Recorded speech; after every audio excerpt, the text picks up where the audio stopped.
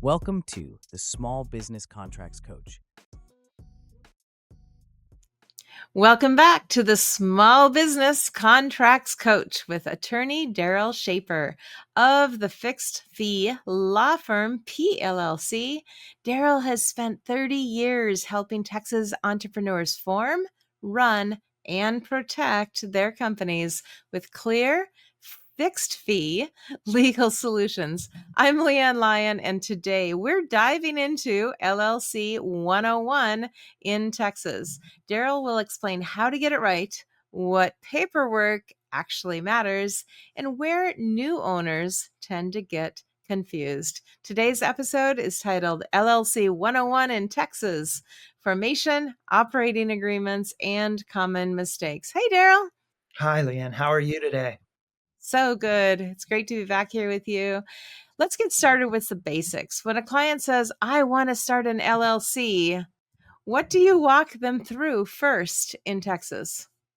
Well, first of all, they often ask me, what state should I form my LLC in? They often want to know, should I form in Wyoming? I hear there are more confidentiality in Wyoming.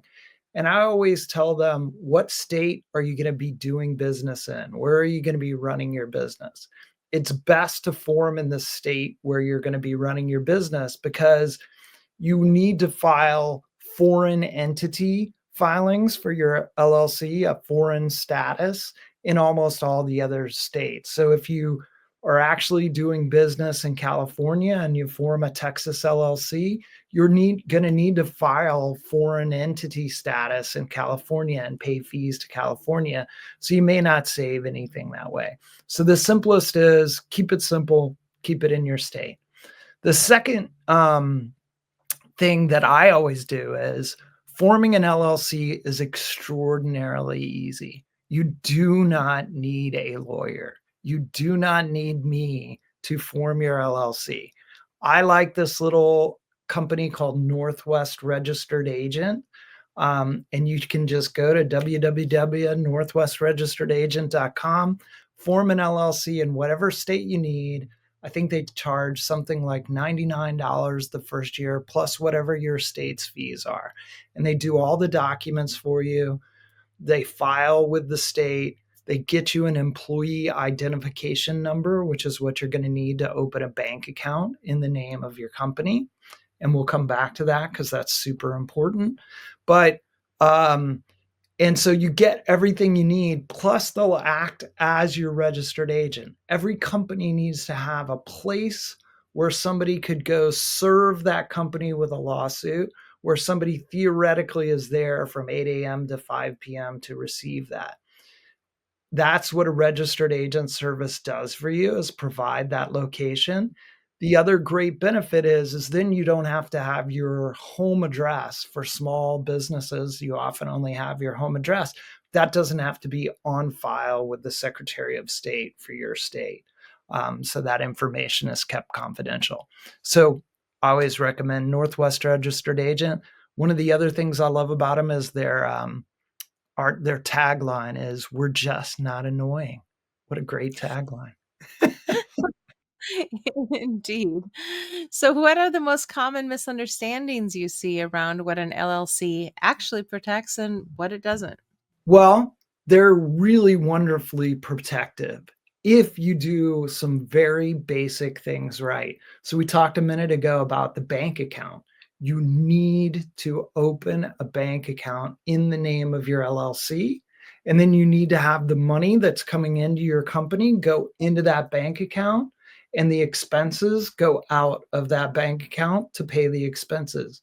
Do not buy yourself a mountain bike, a motorcycle, whatever it is you like to buy for your own personal assets with your company credit card or your company bank account. Because when you do that, that's called co-mingling of assets. And when you co-mingle your personal and your business assets, that's when you get in trouble. And the courts will say, nah, this was just a fraud LLC. The person was co-mingling their assets, and they don't give you the protections that you need. If you keep your accounting clean, then if something terrible were to happen to your business, it loses a lot of money, it needs to go bankrupt, your personal assets will be safe and you will not lose your home, your retirement. All that stuff is protected in general by an LLC. And so that's why you are careful about your bank account and your accounting. In addition to the co-mingling, I've heard the term piercing the veil. That's true. That's exactly what it is. So piercing the corporate veil generally happens when you've commingled assets, personal. That's the most common way that it happens, piercing the corporate veil. Perfect. Okay. Well, there's a public filing side, and then there's the internal paperwork. How do you explain the difference between those to new business owners? So that's such a great question, Leanne. There's sort of the public filing, which is very simple, right? Which we talked about, you don't even need a lawyer for. On the other hand, the internal document, which is the governing document that governs a LLC, is called an operating agreement. And that operating agreement sets the governance rules between you and the other owners of the company or the other people that are building this business with you. In some cases, an LLC is just a single member LLC, in which case the operating agreement's not important because you own it 100%. Who cares, right? So that's not a big deal. I tell my clients you don't even need an operating agreement when it is just a single member LLC. So one of the other great advantages, as we have talked about LLCs, is their single layer of taxation.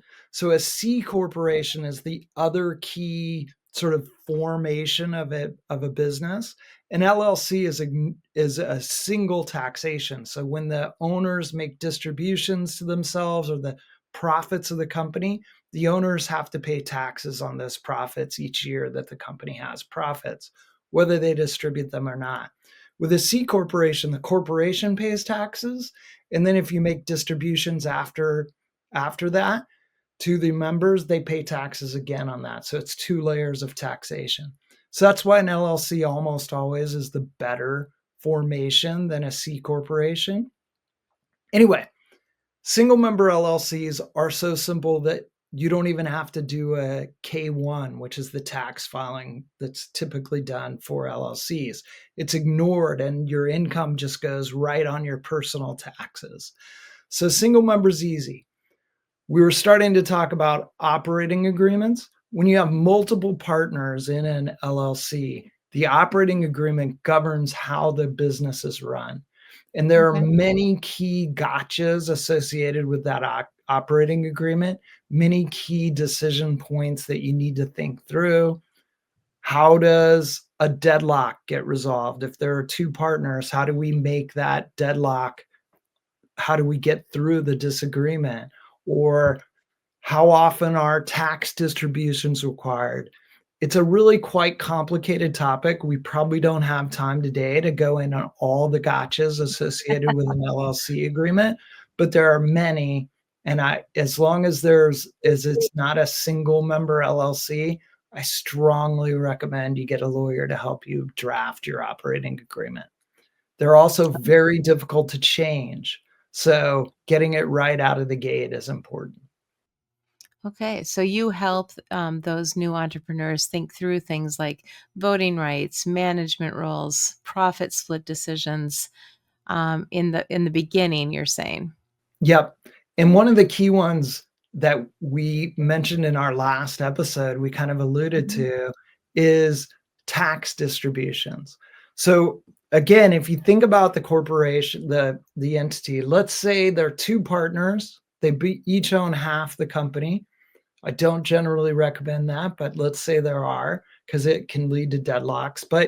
And the business does $200,000 in profit the first year.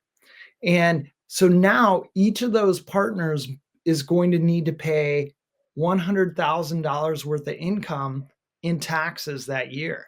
But sometimes the company needs that cash, that net profit, to grow the business. So one of the key things that can cause friction between partners is, are tax distributions to cover the taxes in that year required or not required? And so I frequently talk that through with my clients. Hey, I recommend you require at least annual tax distributions so that the imputed income from the LLC, at least the person gets enough money to pay their taxes for that year. Well, and some businesses do start and then they look back and say, oh, maybe we need to have this in place. Like, they maybe start without an operating agreement. What is the best way for them to fix that without having to just start over from scratch?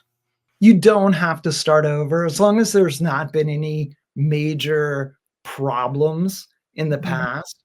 You can totally get to the operating agreement a little bit later on, but it's not my recommended approach. It's dangerous because now, if there's no operating agreement and you do have a disagreement or a problem of some kind, uh, there's no governing document that says how you're going to resolve that. And so now you're just in sort of unwritten, undocumented land to figure it out from there. Perfect. Are there any Texas specific compliance quirks, things like franchise tax filings or registered agent requirements that surprise first time founders? You know, not really. LLCs are pretty common across the nation. Mhm. Your question is a great one though, Leanne. You do need to do an annual franchise tax filing. I can't remember what the exact number is in Texas, but essentially all you do I think it's pretty high. I think it's 2 to 3 million dollars of revenue. Anything below that, you don't have to pay a franchise tax, but you do have to file the document each year with the Secretary of State.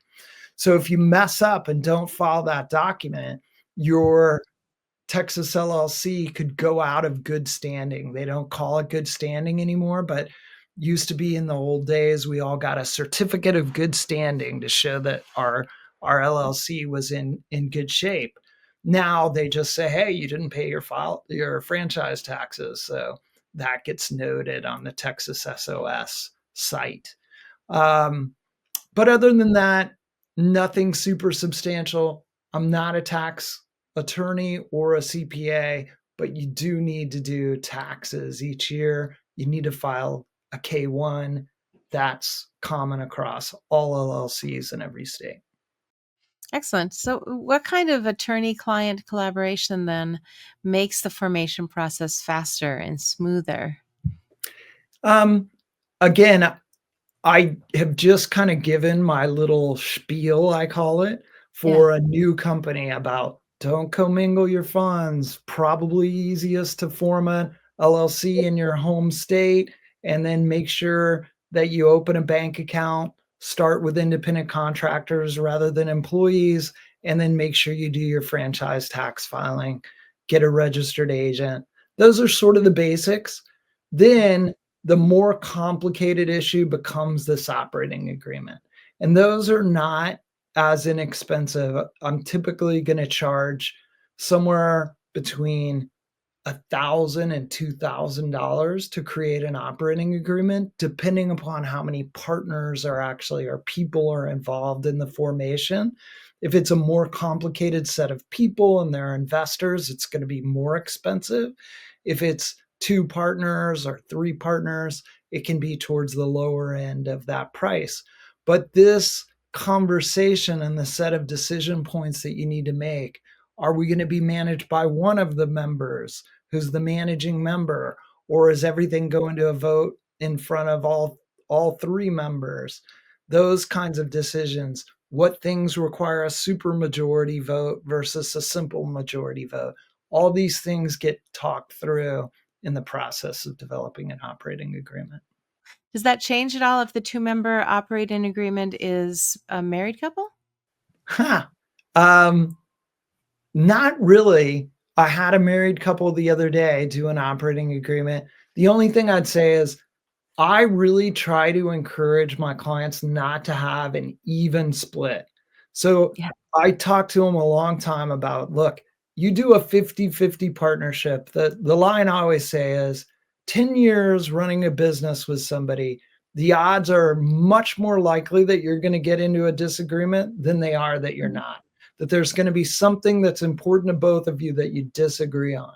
You need to have some kind of mechanism to break that deadlock. And so 50-50, now it becomes difficult to break that deadlock. Is it a lawsuit? I always recommend mediation and arbitration rather than a lawsuit. But again, how do we get out of this disagreement? It can get ugly. And so I guess I would say a little bit with a married couple, maybe I'm slightly less worried about that because they've got bigger problems. If they can't resolve a business thing, they may have marital problems too. But in general, I recommend not doing a deadlockable even number of equal owners. Okay, excellent. So, well, wrapping up as we finish this episode and looking back over all the LLCs you've helped form, what is one mistake that you still see even experienced business owners make, and how do you help them avoid that? Well, I would say the two are not dealing with the tax distribution issue, right? Okay. So what can often happen is, again, back to our example before of 100,000 of income to each one, but there's no distributions that year. Your typical person's going to be in somewhere around a 33% tax rate. You'd owe $33,000 in taxes. If one partner is more liquid than the other partner, they can almost starve that partner out. So that's one important thing, is making sure that that's not doable. The second one that I'd mention is often partners want to leave. And I like to define a preset valuation in the operating agreement. If one partner wants to leave, there's often a right of first refusal to buy that partner out. Many operating agreements set that up as an appraisal of the value of the company, but that's a disaster. You hire the appraiser, he comes back with a number, and the other partner says, "Oh, that's way too low. I don't agree to that number." They go hire their own appraiser. Now we have battling appraisers, and the whole process is taking forever. So I recommend setting up front a valuation that's fair and rational, that is the price that the partner who's leaving will get bought out at. Something like 1 times trailing 12 months revenue or 5 times EBITDA. Those are reasonably fair and rational valuation methodologies for a services business. If you're doing SaaS software, that's probably too low. But depending upon the business, we try to come up with a preset valuation so that there's not this big argument about the value. And then last but not least, we've talked about several times, is be thinking ahead about how you're going to resolve deadlocks. Do you have a mediator in mind to help you resolve that? But deadlocks are likely to happen, so figure out how to resolve them. Excellent. Well, any last minute you want to share in this episode? No, other than just like, hey, don't overthink this. You protect yourself massively by forming a limited liability company, creating that bank account. You are protecting yourself to such a significant degree, and piercing the corporate veil, as we called it before, is quite difficult. So as long as you behave reasonably rationally, form that LLC, you've protected yourself so much. So please don't just go start the company and say, it's early, I'm a solopreneur. It's so easy to form an LLC. Get it done. Don't delay. And get the URL. Yeah. That's actually another key thing I say with the companies is figure out what you want your URL to be, because there are many that are not available. So go buy that thing. And it's a side note, but when you see it and you search for it on GoDaddy or one of the other platforms where you can buy the URL, don't wait. Buy it right then. I've tried to go buy URLs, and if I wait, somehow there are these pirates that see names that have been searched for, and they'll swoop in and buy that name if you don't buy it right then. So don't search for something that you really want and then think, I should just wait a few days. No, buy it right away. Good advice. Well, that wraps up this episode of the Small Business Contracts Coach. To learn more about forming your Texas LLC or updating an operating agreement, visit fixedfeelawfirm.com. And don't forget to leave a review, or subscribe to the show, and don't miss the next episode. Thank you, Darryl. Thanks for watching. Be sure to hit that like and subscribe button and leave us a review in the comments.